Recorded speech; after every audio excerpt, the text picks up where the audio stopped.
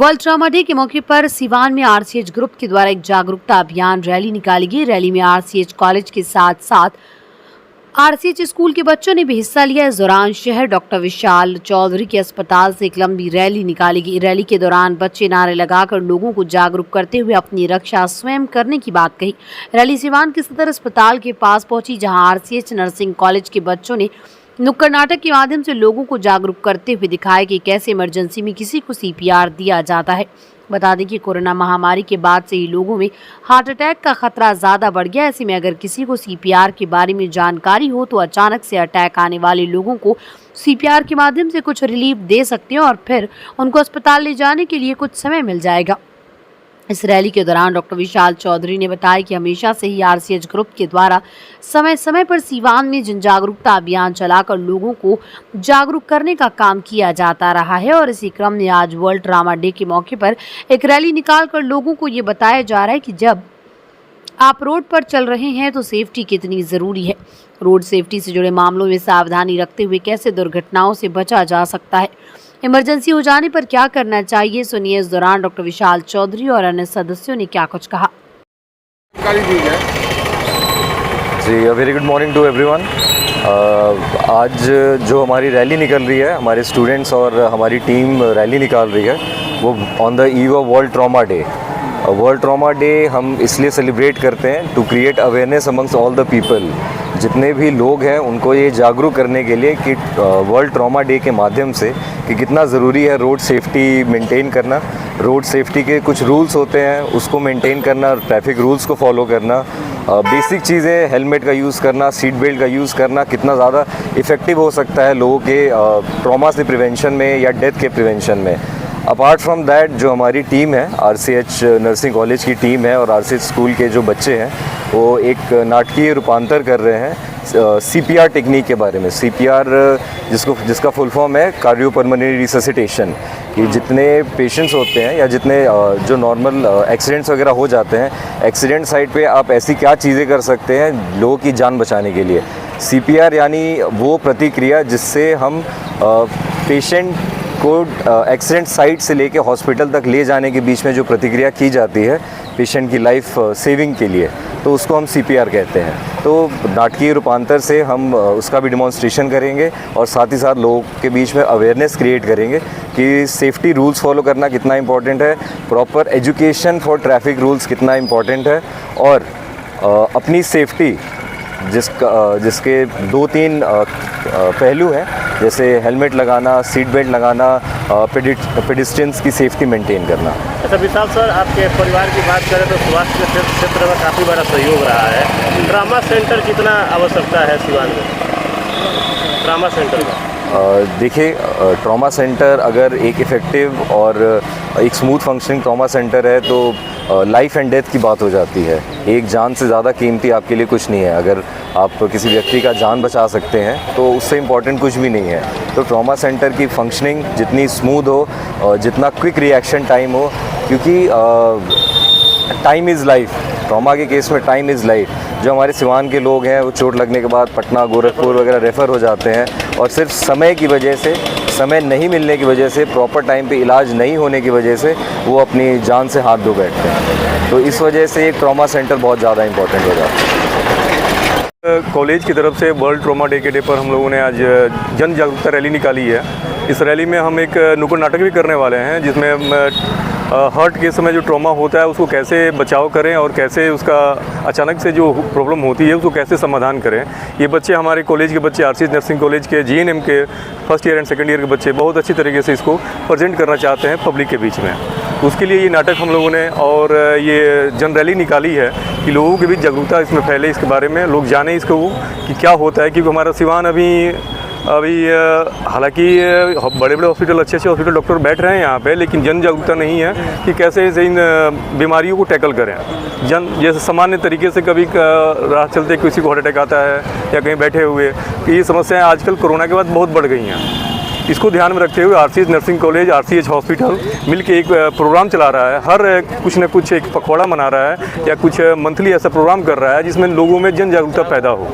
इसके लिए हम लोगों ने ये रैली और आरसीएच स्कूल के बच्चों के साथ, आरसीएच नर्सिंग कॉलेज के स्टूडेंट के साथ और हमारे आरसीएच फैमिली जो है, आरसीएच जिस ट्रस्ट के अंडर में संचालित होता है, डॉक्टर सुभाष चौधरी और डॉक्टर विशाल चौधरी के मार्गदर्शन में ये एक रैली हम लोग हर महीने कुछ न कुछ कहीं ना कहीं निकालते हैं। इसके सीवान में एक चीज़ देखा जाता है कि कई सारी इमरजेंसी केस में लोगों को पटना या गोरखपुर जाना पड़ता है और जान भी गंवानी पड़ती है। ऐसे में ट्रॉमा सेंटर कितना आम हो जाता है सीवान में? देखिए क्या है कि इनिशियली जो फर्स्ट स्टेप होता है वो आसपास के पेरेंट्स और गार्जियन जो होते हैं, जिनको मान लीजिए हार्ट अटैक आता है या कोई ट्रॉमा होती है, तो उनमें थोड़ा सा भी अगर समझदारी हो उस समय के लिए, इनिशियल जो फर्स्ट स्टेप होता है, तो जिससे ब्लीडिंग, बहुत तेज़ी से ब्लीडिंग होना या हार्ट अटैक के समय CPR देना, वो हमारी पब्लिक में थोड़ा सा भी अवेयरनेस होगी तो जो डेथ रेट है उसको कम किया जा सकता है, थोड़ा बहुत उसमें बदलाव आ सकता है, क्योंकि थोड़ा समय मिल जाता है CPR करने से या इनिशियल जो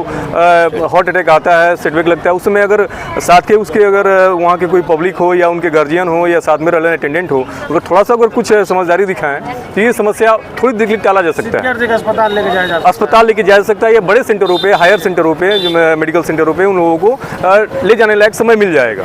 इसलिए ये जानना जरूरी है पब्लिक को, या जनरल चीज़ें हैं ये, मतलब समझिए तो हमारे डेली रूटीन की चीज़ें हैं, ये सबको आनी चाहिए। जरूरी नहीं कि आप डॉक्टर बने इसके लिए। इसी के लिए हमारा कॉलेज, हमारा हॉस्पिटल और हमारे डॉक्टर प्रयासरत हैं कि जनरल पब्लिक को मिनिमम अवेयरनेस हो, वो सारी चीज़ें मिले। कहाँ परफॉर्म करेंगे CPR वाला डेमो? हमारा तो प्लान था इस समय सदर हॉस्पिटल के गेट पे करने के लिए, क्योंकि बहुत सारे वहाँ पेशेंट आते हैं, गार्जियन भी रहते हैं, लेकिन अभी जिस माहौल को देखते हुए हमने इसको एक्सटेंड कर दिया है। या तो स्पेस हम देखते हैं, कोई प्लानिंग तो हमारा हॉस्पिटल का था अब, लेकिन अब इसको हम बुलाएं या तो JP चौक या फिर बमुनिया मोड़ के में जहाँ पब्लिक गैदरिंग ज़्यादा हो, जहाँ लोग ज़्यादा से ज़्यादा देख सकें और सीख सकें, उस जगह हम लोग टारगेट करेंगे अगले आधे घंटे में। अपनी रक्षा स्वयं करें, यातायात नियमों का पालन करें, यातायात नियमों का पालन करें, स्वच्छ रहे, सुरक्षित रहे, सुरक्षा हटी दुर्घटना घटी, सुरक्षा हटी दुर्घटना घटी, सुरक्षा हटी दुर्घटना घटी, अपनी रक्षा स्वयं करें, अपनी रक्षा स्वयं करें, सुरक्षा हटी दुर्घटना घटी,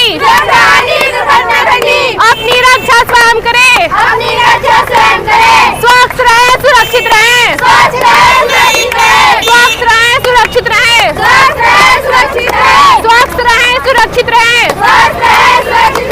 स्वस्थ रहे, सुरक्षित रहे, यातायात नियमों का पालन करें, यातायात नियमों का पालन करें।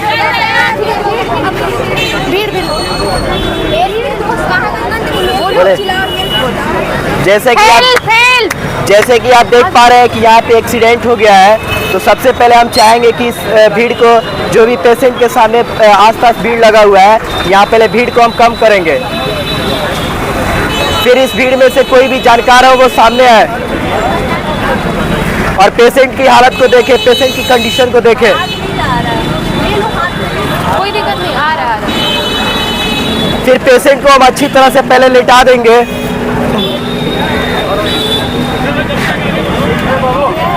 फिर पेशेंट के पूरे बॉडी को चेकअप करेंगे कि कहीं कटा फटा तो नहीं है या फिर कहीं टूटा तो नहीं है, क्योंकि कई बार ऐसा होता है कि ज़्यादा ब्लीडिंग की वजह से पेशेंट की मौत हो जाती है। तो सबसे पहले अगर ब्लीडिंग हो रहा हो तो उसे हम बांधेंगे किसी अच्छे कपड़े से।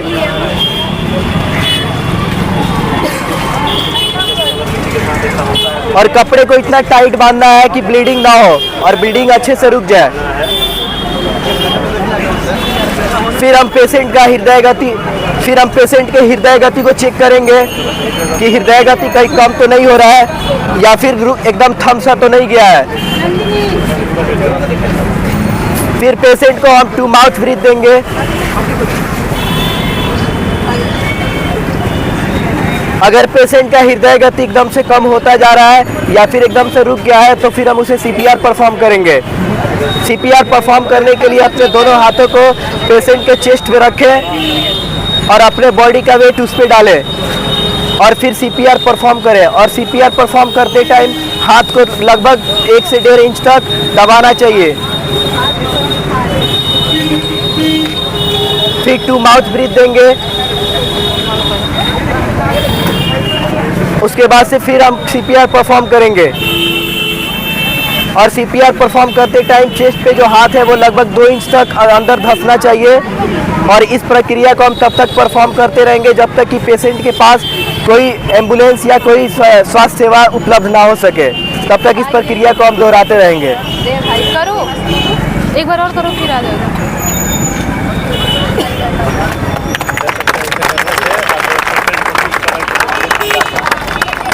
आपातकालीन ये नर्सिंग के छात्राएं आपको जानकारी दे रहे थे।